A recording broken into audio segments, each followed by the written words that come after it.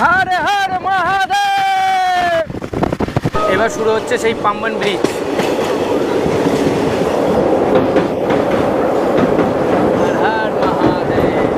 এখান থেকে কিন্তু রামসেতু গেছে সেই শ্রীলঙ্কার দিকে। এখান থেকে শ্রীলঙ্কার দূরত্ব হলো 18 কিলোমিটার। নমস্কার বন্ধুরা, জয় শ্রীরাম, হর হর মহাদেব। গত ভিডিওতে আমরা রামেশ্বরম জ্যোতির্লিঙ্গ মহাদেবের পবিত্র দর্শন ও পুজো সম্পন্ন করেছি। আজ সেই যাত্রার পরবর্তী অধ্যায়। আজ সকালে হোটেল থেকে চেক আউট করে প্রথমে দক্ষিণ ভারতের বিশাল মশলা ধোসা দিয়ে সকালের জলখাবার সেরে নিলাম। তারপর একটি অটো ভাড়া করে বেরিয়ে পড়লাম রামেশ্বরমের আশপাশের বিখ্যাত দর্শনীয় স্থানগুলো ঘুরে দেখার উদ্দেশ্যে। আজকের এই ভিডিওতে আপনাদের দেখাবো রামেশ্বরমের কয়েকটি গুরুত্বপূর্ণ দর্শনীয় স্থান। তারপর ট্রেনে করে পাম্বন ব্রিজ পার করে মাদুরাই এবং সেখান থেকেই ভারতের শেষ প্রান্ত কন্যাকুমারীর উদ্দেশ্যে আমাদের রোমাঞ্চকর যাত্রা। চলুন শুরু করা যাক আজকের ভ্রমণ। এইটা হলো মন্দিরের ইনগেট, আর এখানে হলো এই আছে হোটেল লক্ষ্মী বিলাস, একটা রেস্টুরেন্ট। আর তার ঠিক এখান থেকে আছে এই মান্ডি স্ট্রিট। এই বাঁদিক দিয়ে ছিলাম আমরা, আর সোজাটা যাচ্ছে পুরো সমুদ্র। আমরা এবার হোটেল থেকে চেক আউট করে নিয়েছি, আর এবার আমরা এখান থেকে একটা গাড়ি নিয়ে যাব সাইট সিন। এখানে যে রামেশ্বরম মন্দির ছাড়া আর কি কি সাইট সিন আছে সেই ধনুষ্কোটি থেকে শুরু করে সব কিছু আপনাদেরকে দেখাবো। তো এবার আমরা এখানে একটু ব্রেকফাস্ট করে নেবো। এখানে ফেভারিট যেটা আছে সেটা হলো ধোসা। ধোসাটাই খাবো। ধোসা খেয়ে তারপর আমি সাইট সিনে যাত্রা শুরু করব।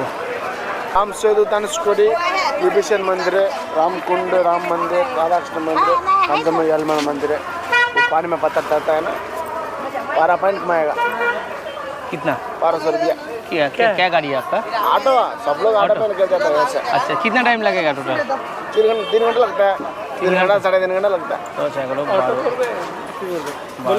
सब लोग ऑटो में जाता है। ऑटो में जाता है। थोड़ा कम करिए ना। नहीं, कम नहीं लिया। 800 में कर दीजिए तो चलिए। नहीं, 1200 में बराबर। सब जगह ঘোরাবে 1200 টাকা লাগবে। আমি 800 বললাম, হবে না বলছে।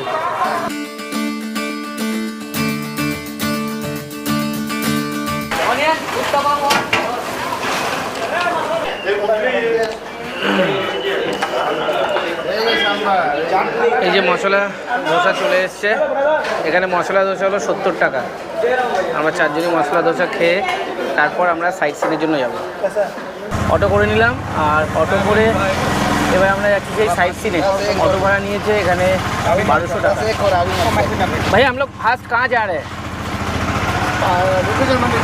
हाँ, বিভীষণ মন্দির ফার্স্ট আমরা যাচ্ছি।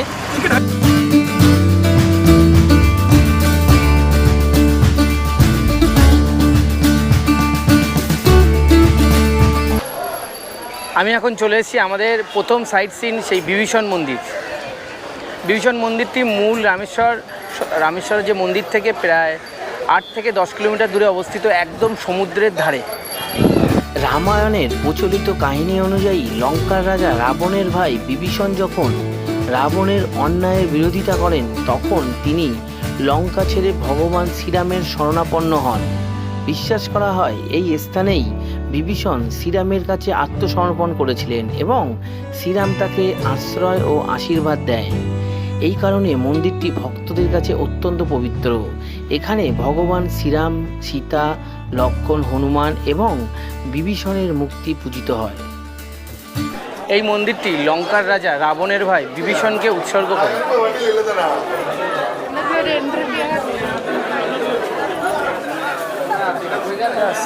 রামায়ণ অনুসারে বিভীষণ ছিলেন রামের একনিষ্ঠ ভক্ত।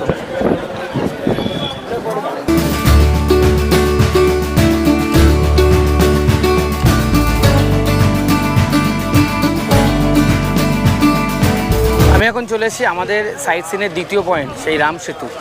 রাম সেতু হলো ভারত আর শ্রীলঙ্কার মাঝখানে অবস্থিত একদম প্রাচীন একটা সেতু। এটাই সেই পয়েন্ট যেটাকে গোল করে সবসময় দেখানো হয়, যেখান থেকে আবার এটা হলো ভারতবর্ষের একটা শেষ সীমান্ত, সেই শেষ সীমান্তে আমি পৌঁছে গেছি।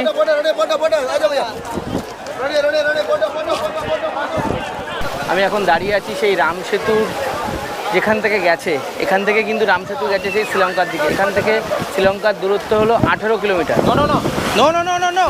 রামায়ণের বর্ণনা অনুযায়ী মা সীতাকে উদ্ধার করার জন্য ভগবান শ্রীরাম নল ও নীলের নেতৃত্বে বানর সেনাকে নিয়ে ভারত থেকে লঙ্কা পর্যন্ত একটি সেতু নির্মাণ করেছিলেন। এই সেতুর উপর দিয়েই শ্রীরামের বাহিনী লঙ্কায় পৌঁছে রাবণের বিরুদ্ধে যুদ্ধ করে এবং শেষ পর্যন্ত ধর্মের জয় হয়। ধর্মীয় বিশ্বাসে এটি শ্রীরামের নির্মিত সেতু হিসাবে পূজিত। অন্যদিকে ভূতত্ত্ববিদদের মতে এটি একটি প্রাকৃতিকভাবে গঠিত চুনাপাথরের শৈলশ্রেণী। এই বিষয়টি নিয়ে দীর্ঘদিন ধরে গবেষণা ও আলোচনা চলছে। এই পবিত্র স্থান শুধু একটি দর্শনীয় স্থান নয়, এটি কোটি কোটি মানুষের বিশ্বাস, ভক্তি এবং ঐতিহ্যের প্রতীক। আমি এখন চলে এসেছি আমাদের 3 নম্বর সাইট সিন, সেই ধনুষ্কোটি। ধনুষ্কোটি শব্দের অর্থ হলো ধনুকের শেষ প্রান্ত। রামায়ণের প্রচলিত কাহিনী অনুযায়ী এই স্থান থেকেই ভগবান শ্রীরাম লঙ্কায় যাওয়ার জন্য রাম সেতু নির্মাণের নির্দেশ দিয়েছিলেন। তাই এই স্থান কোটি কোটি ভক্তের কাছে অত্যন্ত পবিত্র। একসময় ধনুষ্কোটি ছিল একটি ব্যস্ত বন্দর নগরী। এখানে ছিল রেল স্টেশন, ডাকঘর, গির্জা, স্কুল এবং বাজার। কিন্তু 1964 সালের ভয়াবহ ঘূর্ণিঝড়ে পুরো শহর প্রায় ধ্বংস হয়ে যায়। এরপর সরকার এই এলাকাকে বসবাসের অযোগ্য ঘোষণা করে। আজও সেই ভাঙা গির্জা, রেল স্টেশন ও ধ্বংসাবশেষ ইতিহাসের নীরব সাক্ষী হয়ে দাঁড়িয়ে আছে। এই জায়গায় দাঁড়ালে মনে হয় যেন ইতিহাস, পুরাণ এবং প্রকৃতি একসঙ্গে মিলেমিশে এক অসাধারণ অনুভূতি তৈরি করেছে। এটা হলো সেই ধনুষ্কোটি রেলওয়ে স্টেশন। আজ থেকে বহু বছর আগে যখন এটা শহর ছিল তখন এখানে ট্রেন আসতো, তারই চিহ্ন এখনও এখানে পাওয়া যায়। ব্রিটিশ আমলে এই স্টেশনটি অত্যন্ত গুরুত্বপূর্ণ ছিল। এখান থেকে বোটমেল নামে একটা বিখ্যাত ট্রেন চলতো। যাত্রীরা ট্রেনে করে ধনুষ্কোটি এসে সেখান থেকে জাহাজে শ্রীলঙ্কার তালাইমান্নারের উদ্দেশ্যে যাত্রা করতেন। সেই সময় ভারত ও শ্রীলঙ্কার মধ্যে এটি ছিল একটি গুরুত্বপূর্ণ যোগাযোগের পথ। তাই রামেশ্বরম ও ধনুষ্কোটি ভ্রমণে এলে এই পুরনো রেল স্টেশন অবশ্যই দেখে যাবেন। আমি এখন চলে এসেছি সেই রাম মন্দির। রামেশ্বরমের মোট 64টি পবিত্র তীর্থ বা জলাশয়ের কথা বলা হয়। এর মধ্যে রামার তীর্থম একটি গুরুত্বপূর্ণ তীর্থ হিসাবে পরিচিত। প্রচলিত বিশ্বাস অনুযায়ী ভগবান শ্রীরাম এই পবিত্র কুণ্ডে স্নান করেছিলেন, তাই এর নাম হয়েছে রামার তীর্থম। চারিদিকে শান্ত পরিবেশ, পবিত্র জলাশয় এবং মন্দিরের আধ্যাত্মিক আবহ সব মিলিয়ে এই স্থান ভক্তদের মনে এক অনন্য অনুভূতি জাগিয়ে তোলে। এবার আমরা চলে এসেছি আমাদের সাইট সিন পয়েন্টের হলো পঞ্চমুখী হনুমানজি, সেই পঞ্চমুখী হনুমানজির মন্দিরে। পঞ্চমুখী হনুমান মন্দিরের অপোজিট সাইডেই আছে সেই নটরাজ মন্দির। এটাই হলো সেই নটরাজ মন্দির। রামেশ্বরম ভ্রমণে যদি এই নটরাজ মন্দিরে আসার সুযোগ পান তাহলে অবশ্যই দর্শন করবেন। ভগবান শিবের এই নটরাজ রূপ আমাদের শেখায় সৃষ্টির প্রতিটি পরিবর্তনের মধ্যে নতুন সম্ভাবনা লুকিয়ে থাকে। হর হর মহাদেব। এখানেই শেষ হচ্ছে আমাদের সাইট সিন। এই রামেশ্বরমের আশপাশের যে সাইট সিন এখানেই শেষ হচ্ছে। এবার আমরা যাচ্ছি এখান থেকে রামেশ্বরম রেলওয়ে স্টেশন। আর রামেশ্বরম রেলওয়ে স্টেশন থেকে 1:30-এর ট্রেন ধরে আমরা যাব মাদুরাই। মাদুরাই থেকে আমরা কন্যাকুমারী যাব আজকে। সেটাই আজকে দেখার যে আমরা কখন কন্যাকুমারী পৌঁছাতে পারি। এখন আবার চলে এসেছি এই রামেশ্বরম রেলওয়ে স্টেশন। আর এখান থেকেই 16-344 অমৃতা এক্সপ্রেস ধরে মাদুরাই যাব 1:30-এ। এখন বেজে গেছে 1:16।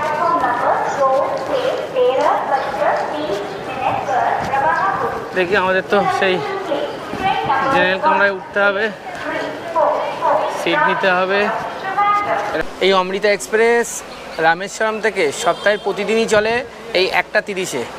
এখান থেকে মাদুরাইয়ের দূরত্ব হলো 161 কিলোমিটার। এই রাস্তাটা কভার করতে সময় লাগবে এই অমৃতা এক্সপ্রেসের 2 ঘন্টা 35 মিনিট। আর মাঝখানে 3খানা স্টপেজ আছে, তারপরেই মাদুরাই। যেহেতু এটা এক্সপ্রেস ট্রেন, আর কিছুক্ষণ, এখন বেজে গেছে 25, আর 5 মিনিট পরেই সেই ছাড়বে অমৃতা এক্সপ্রেস। আর এটারই রাস্তাতেই আমরা দেখতে পাবো সেই পাম্বান ব্রিজ। কালকে যখন এসেছিলাম এই রামেশ্বরমে, তখন রাতের পাম্বান ব্রিজের ভিউ দেখিয়েছিলাম, আর এখন এই দিনের বেলার সেই পাম্বান ব্রিজের ভিউ আপনাদেরকে দেখাবো। তো চলুন সেটাই দেখে নিই, ট্রেনটা ছাড়লেই আপনাদেরকে দেখাবো সেটা।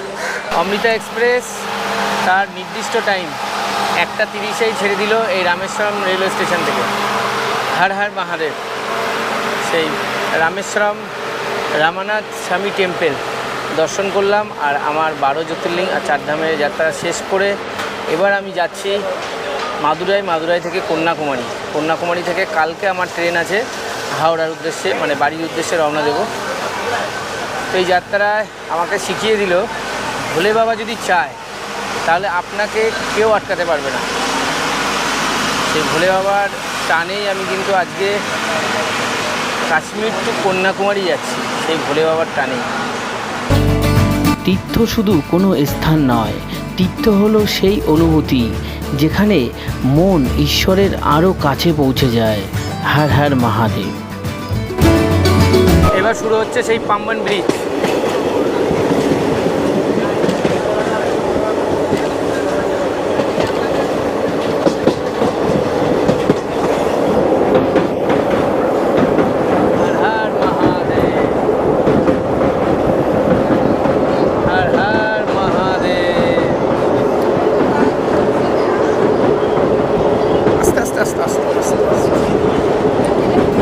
এখন আমরা ট্রেনে করে পার হচ্ছি ভারতের অন্যতম ঐতিহাসিক ও সুন্দর পাম্বান রেল সেতু। এই সেতুটি ভারতের মূল ভূখণ্ডকে রামেশ্বরম দ্বীপের সঙ্গে যুক্ত করেছে। 1914 সালে চালু হওয়া এই সেতুটি দীর্ঘদিন ধরে ভারতের প্রথম সমুদ্রের উপর নির্মিত রেল সেতু হিসাবে পরিচিত। এটা সেই পুরনো ব্রিজটা, যেটা অনেকদিন আগে ছিল, এখন ওটা বন্ধ হয়ে গেছে। আর ওটা সেই সেতু ইন্দিরা সেতু, সেই ইন্দিরা সেতু ওই আমার সামনে। ট্রেন যখন ধীরে ধীরে সমুদ্রের বুকের উপর দিয়ে এগিয়ে যায়, তখন চারিদিকে নীল জলরাশি, মাছ ধরা নৌকা আর সমুদ্রের মনোমুগ্ধকর দৃশ্য যেন এক অসাধারণ অনুভূতি এনে দেয়। এই যাত্রা অনেক ভ্রমণপ্রেমীর কাছে জীবনের অন্যতম স্মরণীয় ট্রেন ভ্রমণ। রামেশ্বরম দর্শনে এলে পাম্বান ব্রিজের উপর দিয়ে ট্রেন যাত্রা অবশ্যই উপভোগ করবেন। এই অভিজ্ঞতা সত্যি ভাষায় প্রকাশ করা কঠিন। জয় শ্রীরাম, হর হর মহাদেব। পাম্বান ব্রিজ শেষ হয়ে গেল।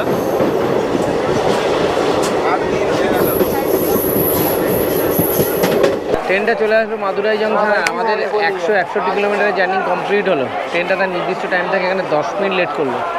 তো আমরা এবার এই মাদুরাই থেকে আমাদের কন্যাকুমারী ডাইরেক্ট ট্রেন নেই, নাগেরকোয়েল স্টেশন পর্যন্ত যাব, ওখানে গিয়ে তারপরে আবার চেঞ্জ করব। এইভাবে আমরা কন্যাকুমারী পর্যন্ত পৌঁছাবো। এই যে কলা পাতা সব দিয়ে যাচ্ছে।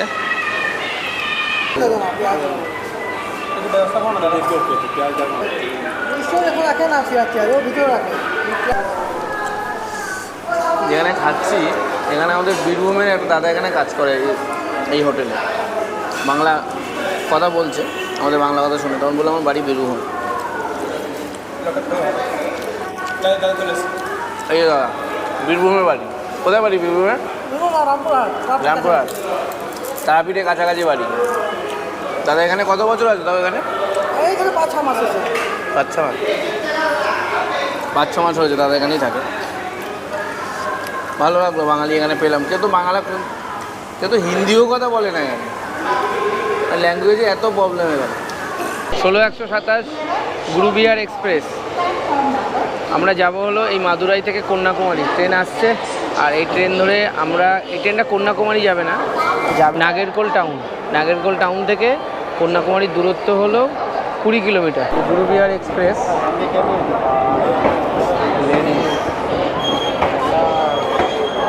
ফাঁকা হবে ফাঁকা হবে ফাঁকা হবে ফাঁকা হবে ফাঁকা হবে।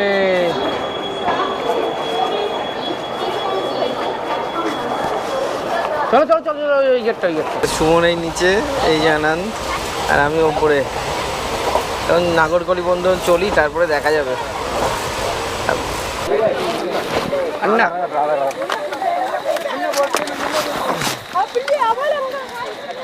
নেমে গেলাম, ট্রেনটা চলে আসলো নগরকল জংশন। আমাদের টোটাল 233 কিলোমিটারের জার্নি কমপ্লিট হলো। আর ট্রেনটা তার নির্দিষ্ট টাইমে এসছে এখানে, একদম নো ডিলে। তো এইবার আমাদের এখান থেকে এই নগরকল বাস স্ট্যান্ড গিয়ে ওখান থেকে কন্যাকুমারী যেতে হবে।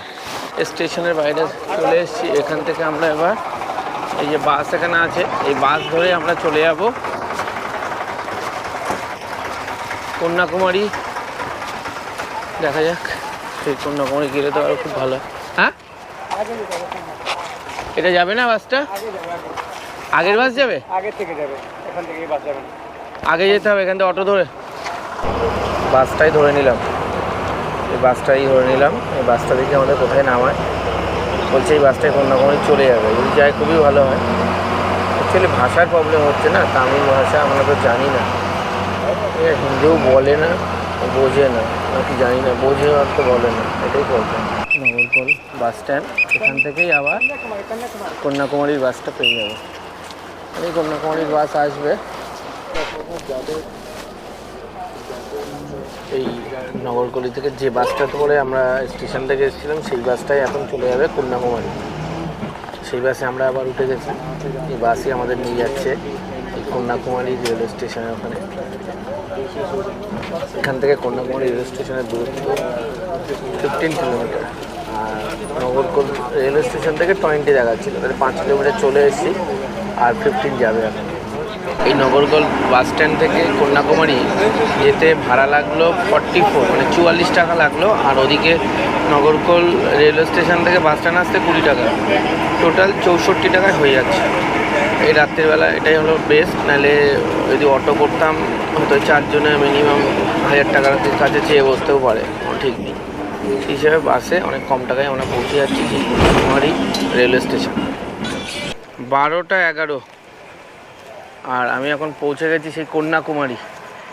আর এই কন্যাকুমারী পুলিশ স্টেশন ক্রস করছি, আর এখান থেকে স্টেশনেই চলে যাব। এখানে রুম নেবো কি নেবো না দেখছি এখন। ওখানে গিয়ে ডরমাটরি নিয়ে নেবো স্টেশনে।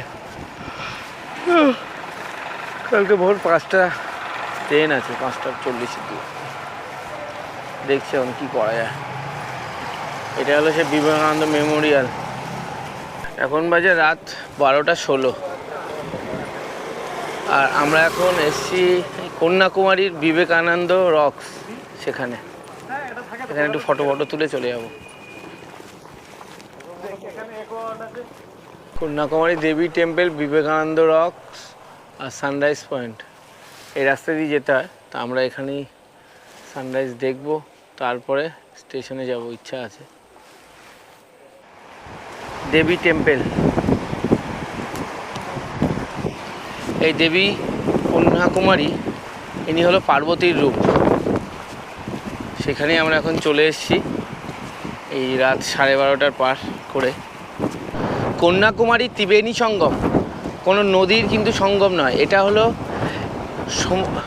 সমুদ্রের সঙ্গম। 3টে সমুদ্র এখানে মিলিত হচ্ছে, আরব সাগর, বঙ্গোপসাগর আর ভারত মহাসাগর। এই 3টি সমুদ্র একত্রিত হয়ে এখানে মিলন হচ্ছে। এখানে স্নান করলে পাপ মোচন হয়। বিবেকানন্দ রক্স বলতে এখানে বিবেকানন্দ বসে গভীরভাবে ধ্যান করেছিলেন ভারতের বিষয়ে ভাবতে। সে ভারতকে কীভাবে তিনি পরিচালনা করবেন তার বিষয়ে এখানে গভীরভাবে ধ্যান করেছিলেন। তা ওনার থেকেই এখানে নাম হয়ে গেছে সেই বিবেকানন্দ রক্স।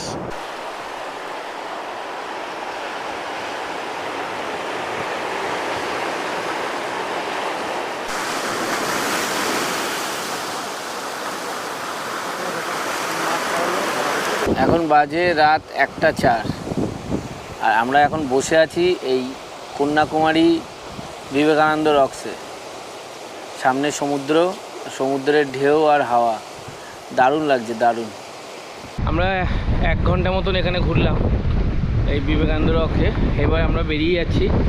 আমাদের কন্যাকুমারী থেকে ট্রেন আছে সকাল 5:40-এ, ওর জন্য আমরা এখনই বেরিয়ে যাচ্ছি, স্টেশনের দিকেই চলে যাই। সকালের দিকে আর এখানে দেখা হলো না। তা কাশ্মীর টু কন্যাকুমারী তো হয়ে গেল। এই যে রাত এখন 1:30 বাজে, আমরা এবার লাচ্চা পরোটা খেতে চলে এসেছি এই কন্যাকুমারী পুলিশ স্টেশনের একদম সামনেই। আমরা এবার এই 2টো করে লাচ্চা পরোটা নিয়েছি। লাচ্চা পরোটা হলো 15 টাকা পার পিস, আর এটা নিয়েছে এই তরকারিটা 90 টাকা। তো আমরা একটু খেয়ে নিচ্ছি, তারপরে আমরা আবার স্টেশনের দিকে চলে যাবো। পরোটা ভালো আছে। লাল কলা, কলা নিলাম একটা। প্রাইস দেখেছেন কলার? কলার দাম হলো 20 টাকা পার পিস। 20 টাকা পার পিস কলা। কলাটা খাবো, তারপরে আপনাকে বলছি। দাঁড়া,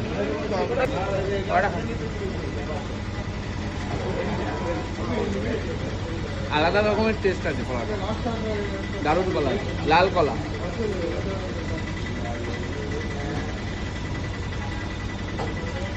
সাউথের দিকেই হয় কলাগুলো, এদিকে আসলে আপনারা অবশ্যই কলাগুলো ট্রাই করবেন। এখন বাজে রাত 2:30। কন্যাকুমারী রেল স্টেশনে সবাই ঘুমাচ্ছে,